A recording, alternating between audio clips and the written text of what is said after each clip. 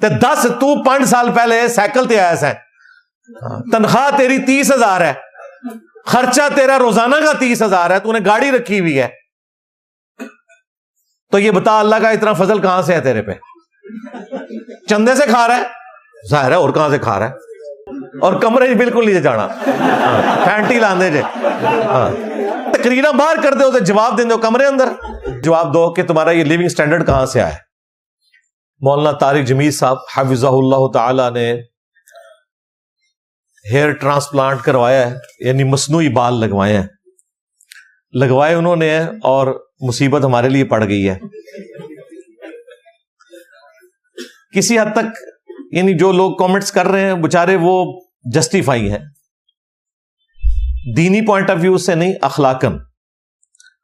حقیقت بات ہے, جب مجھے ہماری اکیڈمی کے لوگوں نے بتایا کہ جی یہ دیکھیں مولانا طارق جمیل صاحب ڈاکٹر کے پاس بیٹھے ہوئے ہیں اور وہ بال لگوا رہے ہیں, تو میں نے دیکھ کر بھی نا یہ کہا, میں نے کہا یار 70+ ان کی عمر ہے, انہوں نے یہ کام کدھر کرنا ہے, ہو سکتا ہے وہ کوئی علاج کروانے گئے ہوں, واقعی انہیں کئی سالوں سے آپ کو پتا ہے ایک سر درد کا مسئلہ تھا, اور پچھلے دنوں انہوں نے بتایا کہ میں نے کچھ نروز جو ہیں وہ کٹ کروائی ہیں تاکہ وہ درد کا احساس مجھے نہ ہو. تو میں نے کہا ہو سکتا ہے اس سلسلے میں کسی ڈاکٹر کے پاس بیٹھے ہوئے ہوں. وہ کہتے ہیں نہیں جناب یہ دیکھیں مارکر سے نشان لگا رہا ہے سب کچھ. تو پھر میں نے یہ بھی سوچا یار یہ اگر کر ہی رہا تھا تو اس کی ویڈیو بنانے کی ضرورت کیا تھی؟ وہ تو میرا خیال ہے شاید پبلسٹی کے لیے مولانا کی اجازت سے ہی ہوا جو کچھ ڈاکٹر نے کیا. تو میں نے طارق جمیل صاحب کو فون کیا, فون ان کا بند تھا. تو ہمارے ایک مشترکہ دوست ہیں, میں نے انہیں کال کی, میں نے کہا اس طرح میں نے مختلف ویڈیوز دیکھی ہیں سوشل میڈیا کے اوپر, آپ کے علم میں ہے؟ تو انہوں نے کہا ہاں میں نے بھی اس طرح کی چیزیں دیکھی ہیں. تو میں نے کہا یہ کیا خبر درست ہے؟ کہتے ہیں درست ہی ہوگی. میں نے کہا یار آپ اسے بڑا نارمل لے رہے ہیں, یہ تو بہت بڑی خبر ہے, تو یہ آپ پوچھ لیں, ہو سکتا ہے یہ آؤٹ آف کانٹیکسٹ ان کی کوئی ویڈیو نہ کٹی ہوئی ہو. تو وہ کہتے ہیں کہ کچھ دن پہلے وہ میرے گھر آئے تھے, تو میرے پاس ان کا نا دوسرا نمبر ہے, تو میں اس پہ کال کر کے تو پوچھتا ہوں. تھوڑی دیر بعد پھر ان کی کال آ گئی, انہوں نے کہا جی کنفرم ہو گیا کہ واقعی انہوں نے یہ کروایا. تو میں نے کہا آپ نے اسے پوچھا نہیں کہ اس کی ضرورت کیا تھی؟ کہتے ہیں آپ کو پتہ ہے ہماری تو اتنی ضرورت نہیں کہ ہم علماء سے یہ پوچھ سکیں.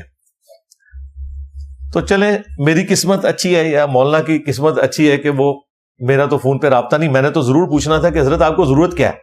اس کی وجہ یہ ہے کہ ان کے بال کوئی جھڑے ہوئے نہیں ہیں, تھوڑا سا حصہ جو ہے نا بالوں کا یہاں سے جو اس عمر میں جا کے اتنی گنج ہو ہی جاتی ہے, باقی ان کے ماشاءاللہ اچھے خاصے بال ہیں, دائیں طرف بائیں طرف سارا. پھر ایک بندے نے ہر وقت پگڑی پہننی ہے, ٹوپی پہننی ہے, اس سے تو اس سے کوئی غرض ہی نہیں ہے کہ اس کے بال کتنے ہونے چاہیے. یہ میں شرعی طور پر بات نہیں کر رہا, میں اخلاقاً ساری گفتگو کر رہا ہوں. چلیں اگر کسی کی کوئی نظر کمزور ہے, آپریشن کروا لیتا ہے, لینس ڈلوا لیتا ہے, کوئی خوبصورت والا لینس بھی ڈال لیتا ہے, ٹھیک ہے ٹھیک ہے, بنیادی ایک نیڈ ہے, اس میں ایک چیز ہے, کوئی اچھا فریم لے لیتا ہے اینک کا. مجھے نہیں سمجھ آتی کہ یہ کرنے کی ضرورت کیا تھی. شرعی طور پہ بات نہیں کر رہا میں اس وقت, اخلاقاً اور اس معاشرے کی جو نارمز ہیں اس کے پوائنٹ آف ویو سے کر رہا ہوں, جو کسی حد تک جسٹیفائی بھی ہیں کہ یہ کوئی ایسی بیسک نیڈ نہیں جس کے بغیر آپ گزارا نہیں کر سکتے. پھر وہ شخص جس نے ہر وقت پگڑی پہننی ہے, ٹوپی پہننی ہے, اب میں نے یہ بال رکھے میں مجھے پتا ہے کہ بال سنبھالنا زیادہ مشکل ہے, اس لیے آپ دیکھیں کئی لوگوں کے بال ہوتے ہیں وہ حلق کروا دیتے ہیں, کہتے ہیں کمفرٹیبل ہیں. تبلیغی جماعت میں آپ کو اکثر لوگ ایسے ہی نظر آئیں گے. تبلیغی جماعت میں تو ویسے ہی بال رکھنے کا رواج بہت کم ہے. خیر اسی قسم کا مسئلہ اس وقت بھی اٹھ جانا تھا اگر طارق جمیل صاحب شادی کر لیتے کوئی اس عمر میں, حالانکہ وہ کوئی گناہ کا کام نہ ہوتا, لیکن پھر بھی ایک خبر بننی تھی. میرا خیال ہے شادی کرنا کوئی اتنی بڑی خبر نہیں ہونی چاہیے, لیکن یہ جو خبر بنی یہ واقعی خبر ہے کہ کوئی ضرورت نہیں تھی. پھر لوگوں نے ان کی کوئی پرانی ویڈیوز, کوئی آڈیوز پیچھے چلائی ہوئی ہیں جس میں وہ دنیا کی بے ثباتی کے اوپر گفتگو کر رہے ہیں کہ دنیا تو کچھ نہیں ہے, ایسا زندگی آخرت کی ہے. اور وہ کہہ رہے ہیں کہ مولانا اب اس عمر میں بھی دنیا سے جانے کا ان کا کوئی ارادہ نہیں ہے, یہ تو پھر سے تیاری کر رہے ہیں. اور جو تھوڑا آگے بڑھتے ہیں وہ کہتے ہیں شاید کوئی شادی کے لیے مزید تیاری کر رہے ہیں، کیونکہ بال تو پہلے ہی وہ کالے کرتے ہیں. ہمارے نزدیک وہ بھی جائز ہے، بال کالے کر سکتے ہیں، کوئی حرج نہیں اس میں. لیکن وہ لوگ پھر 7 صفر لگا کے خود رزلٹ نکالتے ہیں اور کہتے ہیں ہمیں تو یہ کہہ رہے تھے درویشی کی زندگی گزارو، اور خود دیکھیں یہ کس طرف جا رہے ہیں. میرا خیال ہے ایٹ لیسٹ اس واقعے سے ایک چیز تو پتہ چل گئی کہ جس طرح کچھ عرصہ پہلے آپ کو پتا ہے ان کے جوان بیٹے کی ڈیتھ ہوئی تھی، اللہ تعالیٰ اس کی مغفرت کرے اور ان کے لواحقین کو صبر دے اور صبر پہ اجر عطا فرمائے. اس کے بعد یہ بالکل ٹراما میں چلے گئے تھے. آپ کو پتا ہے کہ ہر لیکچر میں ہی روتے تھے اور پھر وہ ویڈیوز بھی چڑھتی تھی، لوگ اس کا بھی مذاق اڑاتے تھے، نعوذ باللہ. تو اس صدمے کے وقت تو یہ لگ رہا تھا کہ یہ اب پوری زندگی ریکور ہی نہیں کریں گے، لیکن وہ ریکور کیا کر کے وہ ریکور پلس ہو گئے ہیں انہوں نے بال بھی لگوا لی ہیں. تو اس اعتبار سے مجھے خوشی ہے کہ ایٹ لیسٹ اس غم کی کیفیت سے ریکور کر کے، کچھ زیادہ ہو گیا لیکن خیر ہے پازیٹیو سینس میں. شرعی گرفت میں کہہ رہا ہوں اس کے اوپر کوئی نہیں ہے، نہ اس کے اوپر مذاق اڑانے کی ضرورت ہے. ٹھیک ہے، ان کا رائٹ ہے. اگر وہ چاہتے ہیں کہ وہ، بعض لوگوں کو یہ بھی ہوتا ہے کہ وہ خود بھی اپنے آپ کو ایک بند سور کر رکھنا پسند کرتے ہیں، ایسے لوگ بھی ہوتے ہیں. تو اس اعتبار سے ہی ان کا رائٹ ہے، وہ کریں، کوئی مسئلہ نہیں ہے. اور اس پہ تو اتنا خرچہ نہیں ہوا ہوگا. اگر آپ ان کے باقی خرچے دیکھیں، ان کی گاڑیاں اور لیونگ سٹینڈرڈ، تو اس میں تو یہ آٹے میں نمک کے برابر ہے اور اونٹ کے منہ میں زیرہ ہے، یہ والا جو انہوں نے خرچہ کیا. اور میں نے پوچھا نہیں ہے لیکن یہ میرا گمان ہے کہ یہ فری ہوا ہوگا، کیونکہ اس ڈاکٹر نے اپنی مشہوری کروائی ہے ان کے ذریعے، جس طریقے سے ریسیو کیا ہے. تو سامنے ظاہر ویڈیو بن رہی تھی نا، یا تو ہوتا پیچھے سے کوئی بنا لیتا، جس طرح میری کبھی کبھار کوئی جمعے کی، ابھی اس جمعے کی بھی کسی نے بنا کے لیک کر دی ہے، مجھے تو پتہ ہی نہیں ہے. اور وہ ویڈیو خود ہی بتا رہی ہے کہ وہ چھپا کے بنائی ہے، کہ اس میں آگے بندے بھی آ رہے ہیں، مجھے تو پتہ ہی نہیں کہ ویڈیو اس طرح بن رہی ہے. لیکن اس طرح پراپر ریسیو کرنا، اور پھر جب ڈاکٹر ہے، دوسرا مولانا بیٹھے ہوئے ہیں اور تیسرا ایک کیمرہ لے کے پاس کھڑا ہے، تو آپ یہ کہہ نہیں سکتے کہ مولانا کو پتہ ہی نہیں چلا ان کی ویڈیو بن گئی ہے اور پھر وہ نیٹ پہ چڑھ بھی گئی ہے. اور یہ بھی نہیں آپ کہہ سکتے کہ انہیں یہ بھی نہیں پتا کہ اس کے بعد ہوگا کیا. صحافیوں نے وی لاگ بنا دیے اس کے اوپر. ہاں، ایسے صحافیوں نے بنایا جنہوں نے خود بال لگوائے ہوئے ہیں. اچھا، یہ بال لگوانا کوئی اس بات کی گارنٹی نہیں ہوتا کہ یہ بال چل بھی جائیں گے. کئی لوگوں کے دوبارہ سے جھڑ جاتے ہیں. نواز شریف صاحب نے بھی لگوائے تھے، آپ کو پتا ہے، پھر جھڑ گئے. یہ اللہ تعالیٰ کی بڑی نعمت ہے جی بال. یہ دیکھیں، یہ بال لاکھوں روپے لگتے ہیں، اور چند بال وہ ان جگہوں سے اتارتے ہیں جو آپ کے یہ گدی پہ بال ہوتے ہیں. دیکھیں آپ جتنے گنجے لوگ ہیں آپ ان کو دیکھیں، یہاں پہ اور گدی کے بال نہیں ان کے جھڑتے. اور داڑھی دیکھیں گنجوں کی اتنی گھنی ہوتی ہے. ہاں، یہ نہیں آپ دیکھیں کہ داڑھی بھی ان کی جو ہے وہ صاف ہو جائے نا. یہ داڑھی اللہ نے ایک ایسی چیز بنائی ہے کہ داڑھی والا معاملہ یہ والا نہیں ہوتا. یہ بھی ایک بہت بڑی نبی الاسلام کی سنت میں اللہ تعالیٰ نے چیز رکھتی ہے. تو بہرحال وہ بال یہاں سے اتار کے انہی بالوں کو ٹرانسپلانٹ کرتے ہیں ان جگہوں کے اوپر جہاں سے آپ کے بال جھڑ جاتے ہیں. پھر کچھ عرصے میں وہ ریکور کرنا شروع ہو جاتے ہیں اور خود سے وہ آپ کی اپنی کھیتی اگ آتی ہے. اور اس میں 99.9% یہی ہوتا ہے کہ آپ کے بال ہی استعمال ہوتے ہیں.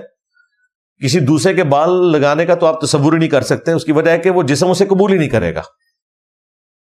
اس کے لیے وہ اسی طریقے سے ہے کہ کوئی گردہ ٹرانسپلانٹ کروا رہا ہے یا جگر ٹرانسپلانٹ کروا رہا ہے، تو وہ تو امیونٹی سسٹم اس کو اپوز کرنے کے لیے سامنے آ جاتا ہے. لہذا یہ نہ سمجھیں کہ لوگوں کے بال ہوتے ہیں وہ اپنے ہی بال لگاتے ہیں. بہرحال ان شارٹ یہ ہے کہ مولانا کا مزہ کرکرا نہ کریں. اگر انہیں بال لگوا لیے ہیں تو آپ ان کو مبارکباد پیش کریں. ہم بھی انہیں مبارکباد ہی پیش کرتے ہیں. اور اس کے بعد ہم انہیں کہیں گے کہ اگر آپ نے کوئی شادی بھی کرنی ہے تو کریں، انشاءاللہ تعالی ہم اس کی بھی مبارک آپ کو پیش کریں گے انشاءاللہ تعالی. کوئی اس کا مذاق نہیں اڑایا جائے گا.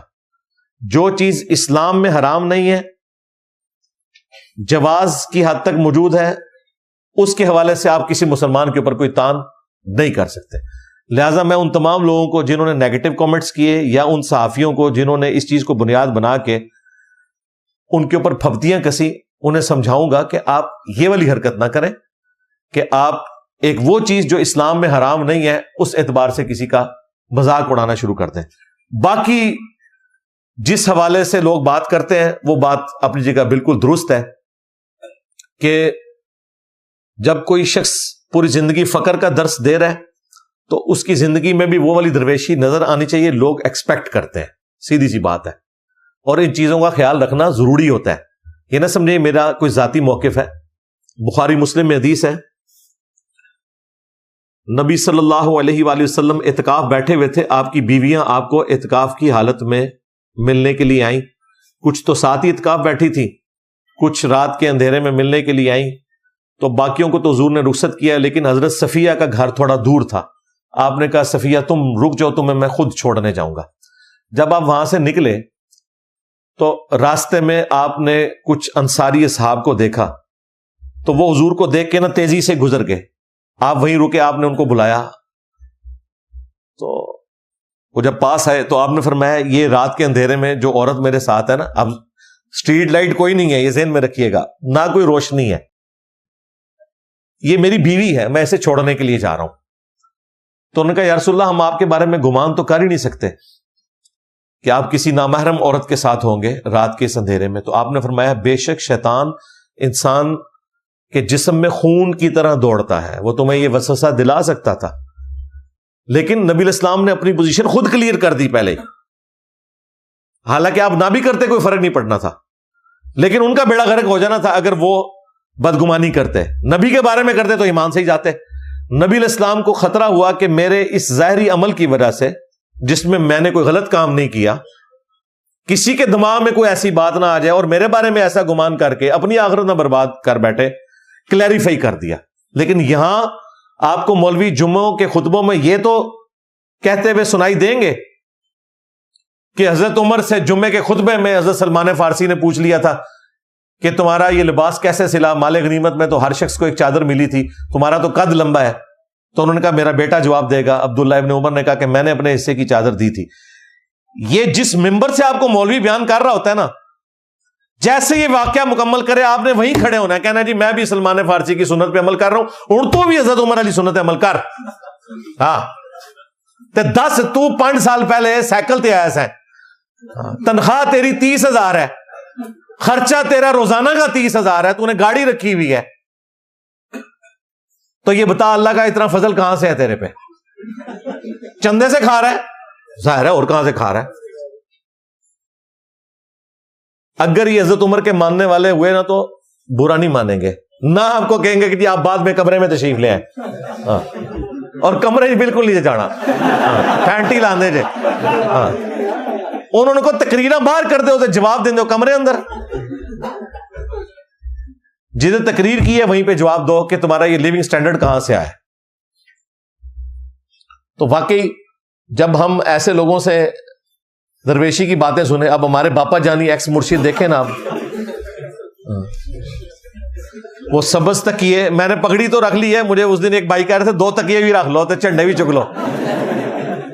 تو وہ خود کہتے ہیں میں غبارے بیچتا تھا, میں جھاڑو بیچا کرتا تھا. اس کے بعد بھائی دنیا میں کون سی ایسی تبدیلی آئی ہے, کوئی ان کے گھر تیل کا کنواں نکل گیا ہے, کوئی سونے کی کان دریافت ہو گئی ہے, بس دین کی وجہ سے سب کچھ ہوا ہے.